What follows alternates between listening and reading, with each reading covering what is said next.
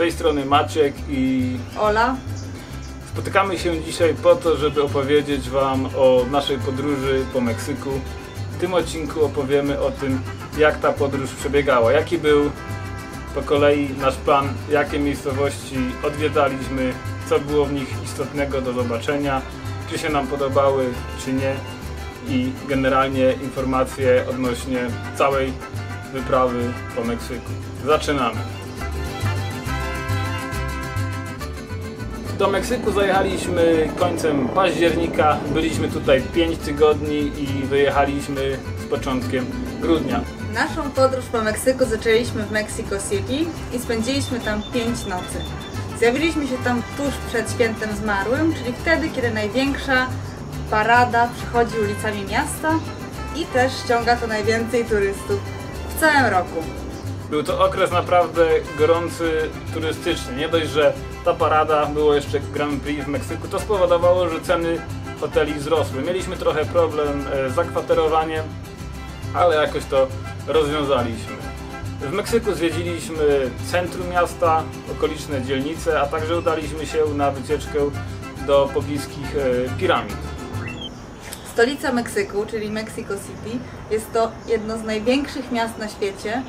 Całą aglomerację zamieszkuje 27 milionów osób i szczerze powiedziawszy, chyba w tak dużym mieście jeszcze nie byliśmy. Całe miasto trochę było rzuceniem się w głęboką wodę, przyjeżdżając do Meksyku. Od razu rzuciliśmy się naprawdę wszystko to, co Meksyk ma do zaoferowania. Naganiacze, jedzonko, różne restauracje, sprawy bezpieczeństwa, które chyba akurat w Mexico City były tymi najbardziej na krawędzi. Wszędzie było dużo policji, ale jak karpiki z wody wypłynęliśmy, mogliśmy oddychać i potem podróżowanie po Meksyku było już raczej przyjemnością niż zmaganiem się z tym, co nas doświadcza. 5 nocy, które spędziliśmy w Mexico City, to jest odpowiedni czas, żeby zwiedzić centrum i pozwolić sobie na wypad na piramidy Teotihuacan. A jeżeli ktoś chce zwiedzać inne dzielnice, jest to jednak zbyt mało czasu, żeby zobaczyć wszystko, co Mexico City ma do zaoferowania. Po bardzo takim mocnym wstępie w Mexico City nadszedł czas, w którym chcieliśmy się wyluzować. Myśleliśmy, dobra, Meksyk, jedziemy gdzieś na plażę. Gdzieś, żeby zaznać trochę słońca, w pokoju i odstawić ten tłum wielkiego miasta na bok i się lekko zrelaksować. Padło na Puerto Escondido. To miejscówka, która leży nad Oceanem Spokojnym. Jest ona jedną z kilku miejscowości, które znajdują się właśnie tam na linii brzegowej. Przyjechaliśmy tam dla plaży i właśnie to spotkaliśmy. Jest to Mekka surferów, najbardziej popularne surfersko miejsce w całym Meksyku, ale można też posnurkować i wybrać się na wycieczki, na obserwacje delfinów. Widzieliśmy delfiny, widzieliśmy wieloryba, żółwie. Pan obwiózł nas łódką po całym wybrzeżu. Inną opcją rozrywki było chodzenie po okolicznych plażach, które zwiedzaliśmy, przy okazji się w nich kąpiąc, i ja osobiście lubię snurkować, więc to próbowałem tam robić. Nie jest to za dobra destynacja na ten rodzaj zabawy, ale na niektórych plażach udało mi się kilka rybek zobaczyć. Do Puerto Escondido wjeżdżaliśmy z myślą, że może będziemy tam 2 noce, ale już w autobusie, który jechał z lotniska do miasteczka, ludzie uświadomili nas, że okej, jedziecie na 2 noce, zostaniecie 2 tygodnie. Nie zostaliśmy aż tyle, ale zostaliśmy 5 nocy. Eksplorowanie kolejnych miejscówek w Puerto Escondido naprawdę schodziło długo, a i też nie chciało nam się za bardzo ruszać dalej, no bo wiecie, jak to jest z plażą. Fajnie jest. Do Puerto Escondido przylecieliśmy samolotem, ale wyjechaliśmy z niego już nocnym autobusem. Autobusy nocne funkcjonują świetnie w całym Meksyku. Wiele miast jest połączone dobrymi trasami. Odległości są duże, więc taki nocny autobus, który jedzie 10-12 godzin, to jest coś idealnego.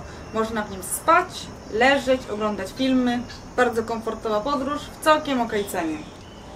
O tym, jak wyglądają podróże autobusami tutaj, zrobimy kolejny osobny odcinek, żeby po prostu ten temat, który jest dość szeroki, zebrać w całość i fajnie to przedstawić.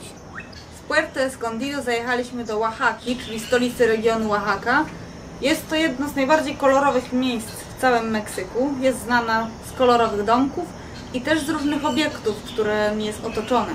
My wybraliśmy się z Oaxaki do Monte Alban, czyli jednego ze starożytnych miast, które jest wyjątkowo dobrze zachowane, a w ramach ciekawostki jest też pokazany na 20-pesowym banknocie. Oaxaca to taka trochę kwintesencja tego, jak komuś wydaje się Meksyk, że jest i taki jaki jest. Czyli tam spotkacie te wszystkie piękne, kolorowe budynki kolonialne, spotkacie lokalne, ciekawe jedzenie, ludzi ubranych już trochę inaczej niż w innych regionach i taką lekką nutkę lokalności i folkloru też na pewno. Poza tym jest to takie miasto artystów, dużo się tam dzieje. W Oaxace spędziliśmy 2 noce, z czego jeden dzień byliśmy na wycieczce na Monte Alban. Jest to naprawdę must see, jeżeli jesteście w okolicy, i też w zasadzie w całym Meksyku. Była to jedna z najlepszych rzeczy, które widzieliśmy. Są to ruiny, pozostałości po mieście starożytnych ludów, które zamieszkiwały te tereny. Inną opcją na wypad z Oaxaki są pięknie położone takie jeziorka. Dokładnie nazywają się tak, jak widzicie na dole. Tam nie pojechaliśmy, ale pewnie teraz byśmy tam pojechali, jeżeli byśmy mogli. Oaxaca jest znana również z tego, że jest taką stolicą jedzeniową całego Meksyku. Tam można spróbować mnóstwa rzeczy. Mnie osobiście bardzo zaciekawiło, a potem również zasmakowało jedzenie grillowanych rzeczy. Są tam stoiska, na których wybierasz sobie, jakie produkty ktoś ci ma ugrillować. Pan ci to grilluje, potem masz wszystko ładnie podane. Jedzenia jest o tyle. Jest więcej niż sobie wymyślisz, smakuje wybornie, więc jak jeść to w Oaxace. W Oaxace też wytwarzany jest bardzo popularny ser, który się używa do większości potraw w Meksyku. Wkłada się go do quesadilli albo posypuje się nim potrawy. Jest to taki podobny do naszego białego oscypka, bardzo pyszny. Często ludzie zastanawiają się również, do jakiego miasta, do jakiej miejscowości jechać na święto zmarłych, na Dia de Muertos, do Meksyku. I tutaj nazwa Oaxaca jest chyba na pierwszym miejscu i o tym sami się przekonaliśmy. Przyjechaliśmy już po tym święcie do miejscowości, ale dalej było całe kwitnące w ozdobach, w dekoracjach i to miasto na pewno można polecić na spędzenie tego święta. Do Oaxaki i z Oaxaki przyjechaliśmy nocnymi autobusami, więc spaliśmy tam 2 noce, ale spędziliśmy tam 3 dni. I możemy powiedzieć, że to jest zdecydowanie za mało, żeby zakosztować wszystkiego, co Oaxaca i okolice mają do zaoferowania. Z Oaxaki pojechaliśmy dalej do miejscowości San Cristobal de las Casas w stanie Chiapas. To już było takie bardziej oddalanie się od cywilizacji, wysoko w górach, ponad 2000 metrów nad poziomem morza. Tak wysoko położone było to miasteczko. Tam naprawdę zderzyliśmy się już z takim centrum lokalności. Jest tam kilkanaście mniejszości etnicznych, które jakoś tam współżyją, razem handlują. Jest targ, gdzie oni się wszyscy spotykają i wymieniają te towary. Wszystko to można zobaczyć. Tam też już robienie zdjęć ludziom czy tym, co mają do zaoferowania, nie jest takie oczywiste. Jest również w okolicy bardzo niebezpieczna droga, na której były wypadki śmiertelne. Więc to było takie miejsce, które miało dużo różnych skrajnych rzeczy, które tam widzieliśmy. Wypadki śmiertelne nie spowodowane tym, że droga jest kręta i są złe warunki, ale rozbojami. To trzeba podkreślić. San Cristobal to miasto, które kiedyś było stolicą regionu, ale z racji na swoje położenie jest za ciasno, po prostu tam już nie jest. Ale wszystko się tam ostało. Ładne, takie niskie, fajne, kolonialne budynki, brukowane, piękne uliczki, mnóstwo miejsc do jedzenia, place. Jest tam też naprawdę bardzo tanio, jeżeli chodzi o Meksyk. Tam były najtańsze noclegi, które mieliśmy w Meksyku. Dlatego tam tak długo zostaliśmy. I między innymi też jedne z najlepszych noclegów, które mieliśmy w Meksyku. I San Cristobal to jest jedyne miejsce w całym Meksyku, w którym zmarzliśmy. Temperatura wieczorami była bardzo niska. Po raz pierwszy w Meksyku musieliśmy ubrać sobie kurtki, długie spodnie i nawet szaliki. W San Cristobal również wybraliśmy się na mnóstwo jednodniowych wycieczek. Są one z tej miejscowości bardzo tanie, ale też ich jakość niestety jest niska. Z reguły większość czasu spędza się po prostu w podróży, w ciasnym busie. Te miejsca, które się odwiedza, jedne są naprawdę wow, drugie raczej kiepskie. Zrobimy o tym odcinek, staramy się podpowiedzieć, jak to naprawdę wyglądało. Jeśli chodzi o wycieczki, warto zaznaczyć, że nie było raczej możliwości zdobyć wycieczki w języku angielskim. Wszystkie były w języku hiszpańskim. Co w San Cristóbal warte jest zrobienia? Jest to wycieczka po mieście, taka pierwsza wycieczka z firmą, która zajmuje się organizacją takich darmowych wycieczek. To jest naprawdę fajne, żeby zacząć swój czas w San Cristóbal. Co do samych atrakcji, to zdecydowanie polecam wycieczkę na przepłynięcie się łódką po kanionie. Tam było elegancko. Byliśmy też wycieczkę na jeden z wodospadów i na jakieś jeziorka blisko granicy z Gwatemalą. Wodospad był wow, ale już jeziorka nie za bardzo. Spędziliśmy tam 4 noce, ale myślę, że w 3 byśmy się spokojnie wyrobili i moglibyśmy już stamtąd spadać. Z San Cristóbal wyruszyliśmy do miejscowości Palenque.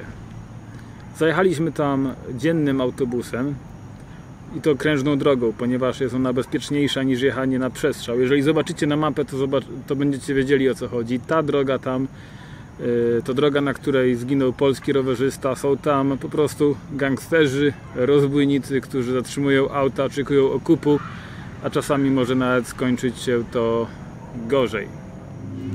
Palenque jest to miejsce, w którym znajdują się jedne z najsłynniejszych ruin w całym Meksyku, o wdzięcznej nazwie Palenque.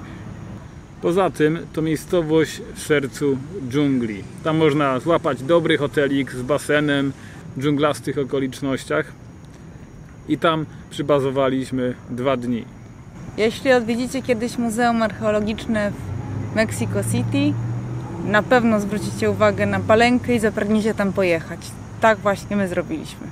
A to dlatego, że w Palenque w zonie archeologicznej znajduje się grobowiec słynnego gościa, którego tu znaleźli, prawie całego, z całym dobytkiem, i to tutaj budzi wielką sensację. W Palenque byliśmy 2 noce, ponieważ bardzo spodobała nam się miejscowość. Jest taka wyluzowana, spokojna, właśnie taka dżunglasta, gdzie też temperatura jest wyższa niż w San Cristóbal, ale dalej znośna i przyjemna, żeby na przykład sobie porelaksować się w basenie po południu bądź wieczorem po zwiedzaniu całodziennym ruin piramidy w Palenque. Highlightem w Palenque nie było nic innego jak po prostu te piramidy w dżungli, zakopane tam. I co tu dużo mówić, to miejsce, które naprawdę nam się podobało. Co nam się nie podobało w Palenque, to to, że podczas kiedy pojechaliśmy na to stanowisko archeologiczne, od razu zaczepiła nas banda fałszywych przewodników, tak bym to nazwała, próbujący nam wmówić, że muzeum jest zamknięte, że coś tam jest zamknięte, ale oni za połowę ceny nas oprowadzą, zawiozą, pokażą to, tamto, siamto. Na szczęście nie daliśmy się na to nabrać, bo moglibyśmy stracić trochę pieniędzy na darmo. 2 dni, które byliśmy w Palence, nam wystarczyło, ale tam jest do zrobienia dużo więcej. Można udać się na jednodniowe wycieczki właśnie z Palenque, czy to na inne miejsca archeologiczne, czy na wodospady, czy na jakieś fajne takie kąpieliska dżunglaste. Na pewno jeżeli ktoś tam zostanie dłużej, to nie pożałuje. Z Palenque pojechaliśmy autobusem porannym do miejscowości Campeche.